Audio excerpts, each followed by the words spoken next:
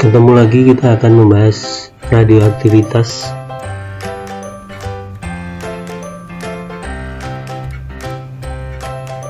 Radioaktivitas adalah pemancaran sinar radioaktif secara spontan oleh inti stabil.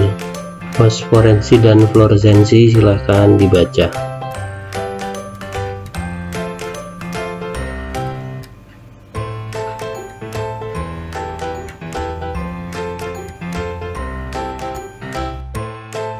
Jenis sinar radioaktif ada partikel alfa, beta, dan gamma. Kalau partikel itu masuk ke dalam medan magnet, kita bisa lihat jejak partikel tersebut. Dengan aturan Gay-Lorentz, kita asumsikan karena partikel alfa positif, maka arah arusnya ke atas, medan magnet keluar bidang kertas, maka dengan aturan tangan kiri atau tangan kanan, partikel alfa ditarik ke arah kanan.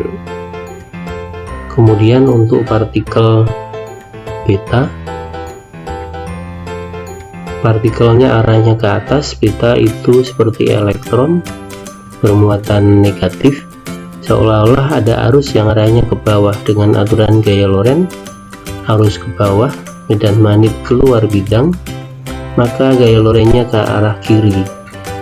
Kemudian kita bisa lihat partikel alfa dibelokkan tidak setajam partikel beta karena partikel alfa lebih berat daripada partikel beta.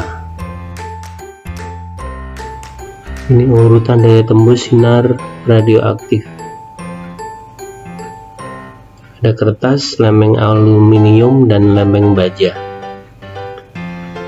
Yang tembus terakhir adalah sinar gamma.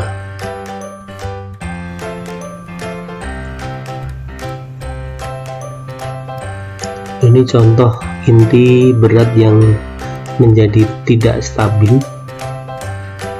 Untuk dapat menjadi stabil, dia akan memancarkan proton, elektron, neutron maupun partikel yang lebih ringan.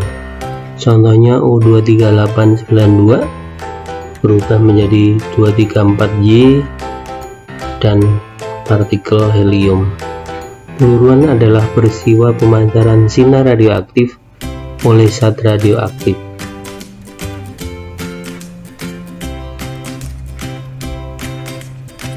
Laju peluruan suatu bahan disebut aktivitas. Kemudian peluang tiap inti untuk meluruh disebut tetapan peluruhan. Reaktivitas sama dengan lambda kali N. Lambda tetapan peluruan, N jumlah partikel. Satuannya bisa dalam Curie ataupun Becquerel. Waktu paruh adalah selang waktu yang dibutuhkan agar aktivitas radioaktif berkurang menjadi setengahnya dari aktivitas semula. Lambang waktu paruh T setengah, lambda itu tetapan peluruan.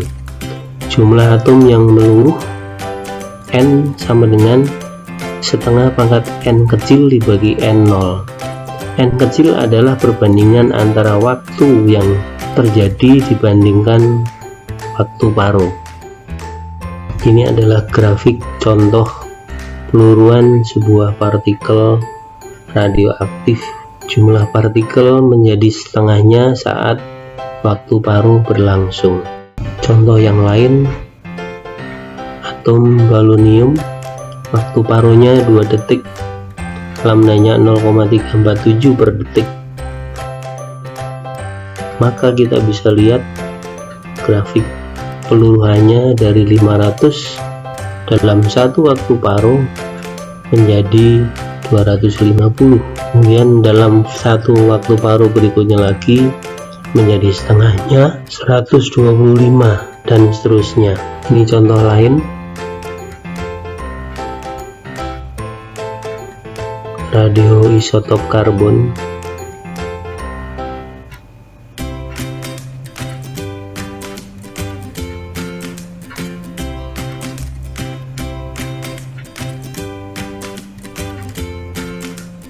Kita bisa lihat waktu paruhnya.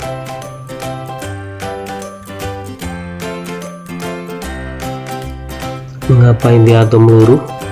Inti atom meluruh bisa memancarkan pemancaran partikel elektron, positron, atau penangkapan elektron dan partikel yang lain. Grafik di sebelah kanan menjelaskan peluruan partikel alfa, beta maupun yang lain. Serapan radioaktif.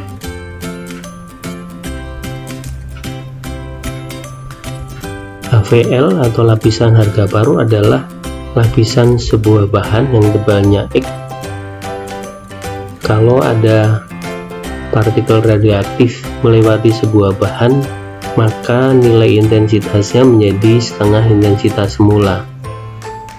Maka lapisan harga parunya bisa dituliskan HVL sama dengan ln 2 per nu. Nu adalah koefisien pelemahan bahan.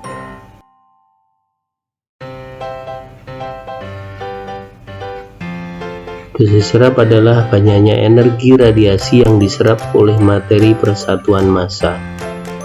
Satuannya dalam rad ataupun Gray. Ini faktor kualitas atau RBE dalam penyerapan bahan. Besaran dosis serap yang berkaitan dengan efek biologis.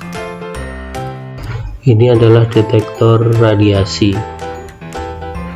Pencacah Geiger-Müller, silakan dibaca. Apabila ada saat partikel memasuki jendela tipis, beberapa atom gas dalam tabung terionisasi. Proses ini menghasilkan muatan yang menghasilkan pulsa pada sinyal yang digunakan untuk menghitung pulsanya. Kamar kabut Wilson. Jejak partikel radioaktif akan terlihat kalau di dalam ruang ada kabut atau pengkabutan, sehingga jejak partikel alfa, beta, dan gamma bisa teramati. Partikel alfa jejaknya lurus, partikel beta sudah mulai membelok, partikel gamma sudah banyak sekali yang membelok. Ini detektor sintilasi.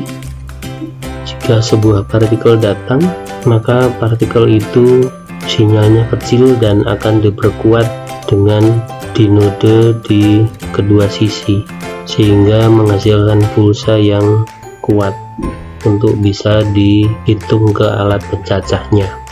Contoh lain detektor sintilasi. Kemudian emulsi film, silahkan dibaca.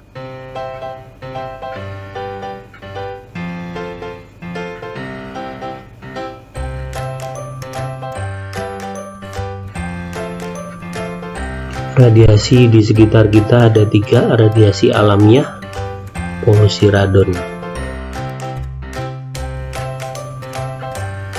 Aplikasi radioaktivitas. 1. Reaksi inti. Yang pertama adalah pembelahan.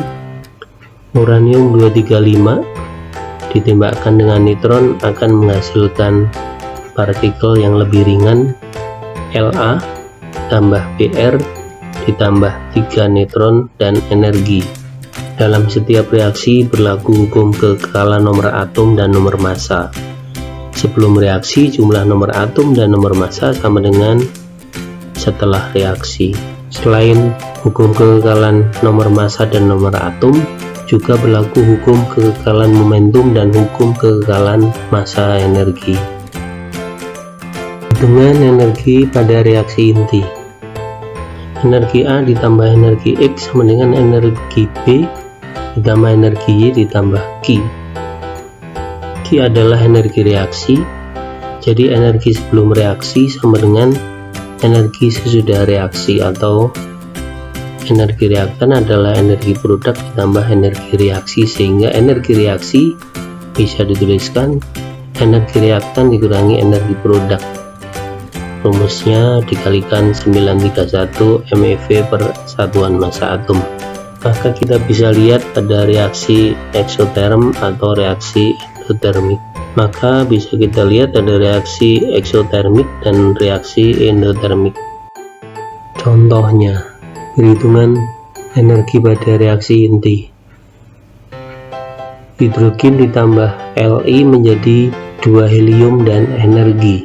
Maka kita bisa lihat massa reaktan hidrogen ditambah Li dalam satuan massa atom, kemudian massa helium 2. Selisih massanya atau efek massanya didapatkan 0,01864 satuan massa atom. Maka energi reaksi sama dengan defek massa kalikan 931 MeV per U, hasilnya 17,3 MeV. Pembuatan isotop radioaktif dengan reaksi inti, silahkan dibaca.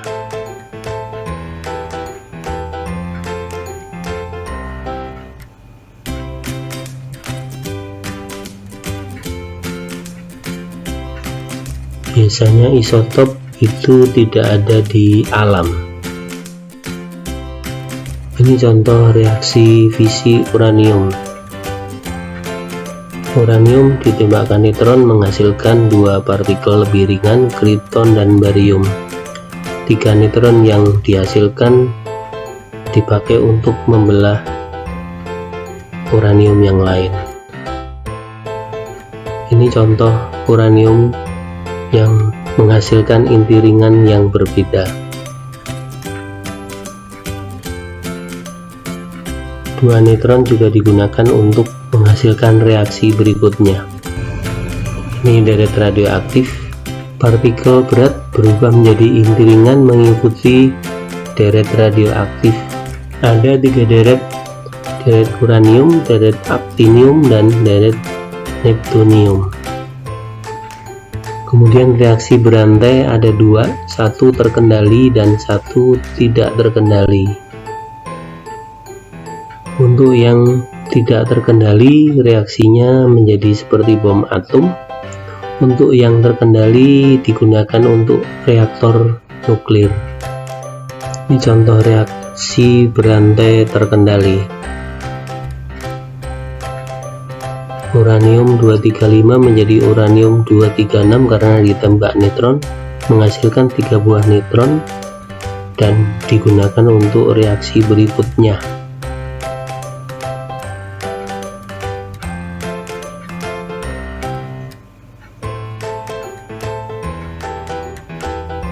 Neutron-neutron jumlahnya diatur agar tidak berlebih. Reaksi berantai tak terkendali. Neutron yang digunakan dihasilkan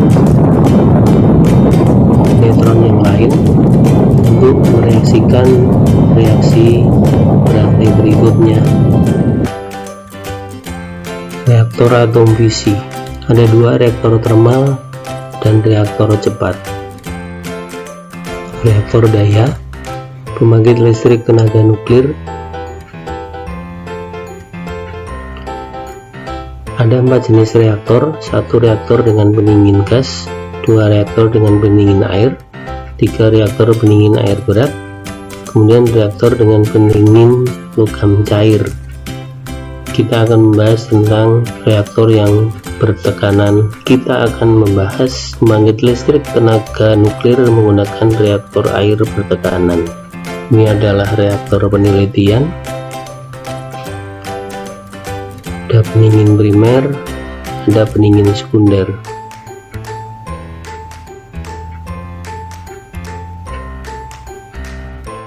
Kita lihat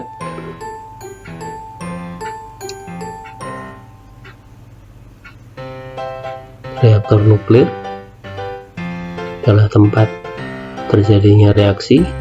Bahan bakarnya uranium 235. Kemudian teras reaktor, tempat terjadinya reaksi fisi. Kemudian moderator, air, digunakan untuk menurunkan energi neutron.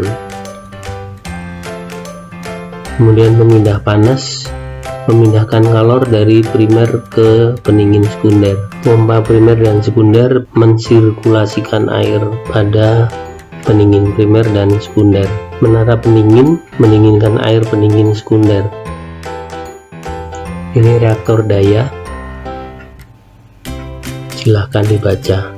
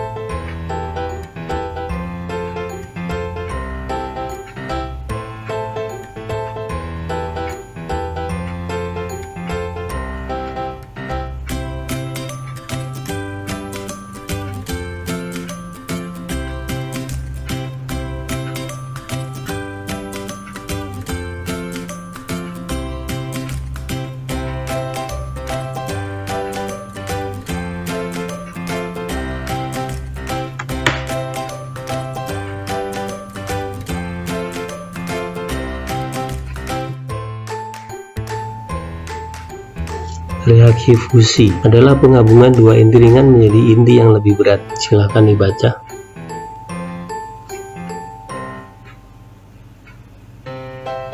Reaksi yang pertama adalah hidrogen menjadi hidrogen 2 atau deuterium, kemudian hidrogen dan deuterium menjadi hidrogen 3 atau tritium, kemudian dan tritium menjadi helium dan energi.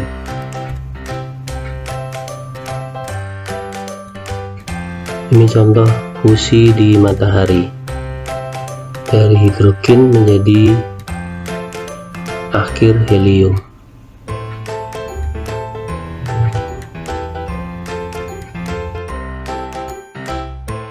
Ini contoh deuterium dan tritium menjadi helium dan neutron. Contoh yang lain. Reaktor fusi nuklir. Dua syarat untuk mengendalikan fusi.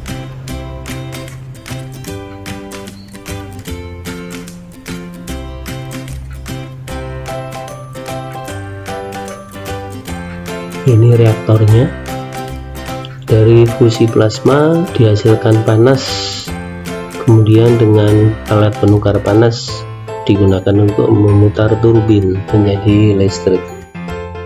Ini prosesnya di reaktornya. Dalam suhu tinggi, plasma yang ada akan menghasilkan partikel-partikel deuterium, tritium dari partikel Le. Plasma yang digunakan dalam suhu tinggi akan dipakai untuk ke alat penukar panas. Ini adalah komponen-komponen dari reaktor fusi.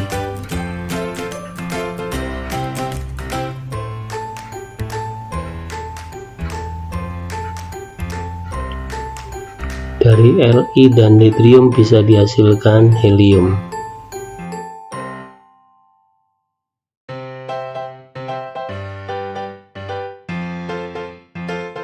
Keunggulan dan keamanan reaktor fusi.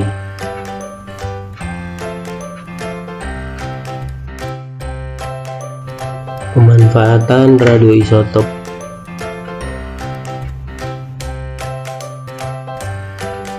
Beberapa radioisotop dan penggunaannya. Untuk kesehatan,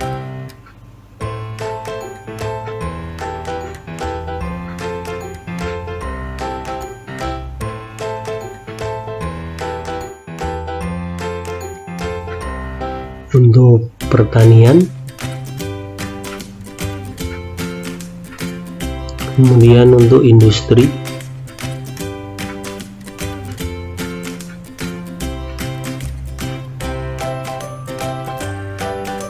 kemudian seni,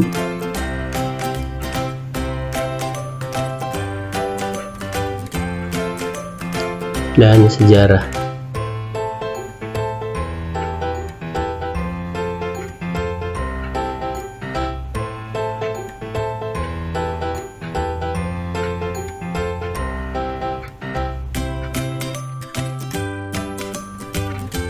Terima kasih.